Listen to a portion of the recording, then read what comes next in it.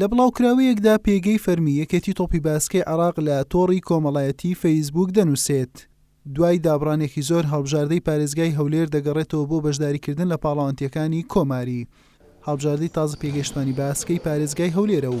ئامادەکاری بۆ پاڵەوانێتی کۆماری بۆ پارێزگاکانی عێراق لە دووهۆک دەکات. پارێزگای هەولێر ماوەیەکی درێژە بەشداری پاڵەوانتیەکانی عێراقی نەکردووە و لەم وەرزەش لە ئاستی تەمەنەکانی پێشکەوتوان و لاوانیش پاڵەوانیەتی هەبوو هەولێر بەشدار نەبووە.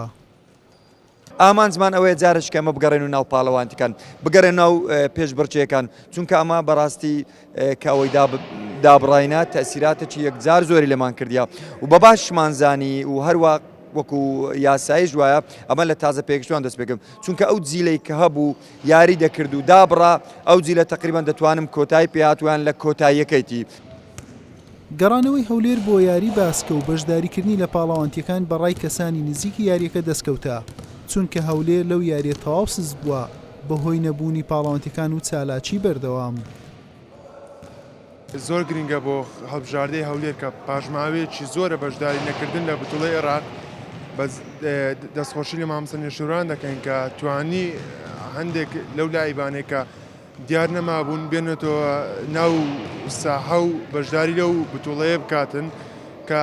بزانن کە هەڵبژاردەی هەولێریش لایبی تێدایە بۆ بەشداریکردن لەو بتوڵە گەورانە.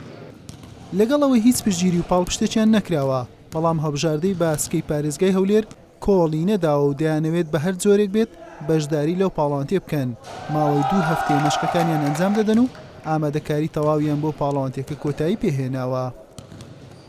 یعنی زۆر بەداخەوە خۆزگە ئێستا بمانتانی با لە هەولێر لە ئەو تیپەی کە ئێستا هەڵمان بژاردیە لە نێوان 5-6 نادی هەرمان بژار بە هەیەیان و تیپ خۆی هەبا باشین تیپمان ئامادەکردوە بەڵام بەداخەوە ینی واقعەکە دیارە لە ئێستادا بەڕێی من بەشداریکردنەکە دەبتەخاڵەکی وەرچەرخانەی زۆر باش ئینشاڵڵا لە بۆ باسکە شاری هەولێر بەڵام ئەتا ئێرانە بەڕاستی باسانی نەمان هینایە ماندیبوونی زۆر هیلاکەتی زۆر بەڕاستی بە خۆتان ئاگادارن لەو بێئیمکانیەتی کە تا ئێستا ئەمە لەو لە حەزەی کە ئێستا مەسەر جەناب دەکەم هیچ کەسێک بە وشەیەکی پاڵپشتی لەمە نەکردیەوە ینی حەز و ئارزوو و خۆشەویستیمان بۆ شاری خۆمان بڕیارماندا بەشداری ئەو بتوڵەی بکەین و پاڵەوانێتی هەڵبژاردەی پارێزگاکانی عێراق 18 ئەم مانگە لە پارێزگای دهۆک دەست پێ دەکات و نزیکی 16 هەڵبژاردە بەشداری دەکەن کەوا گەورەترین ڕێژەی بەشداربوونە ماوەی 5 ڕۆژیش دەخایەنێت. حوسێن محەممەد کەناڵی ئاسمانی پێام هەولێر.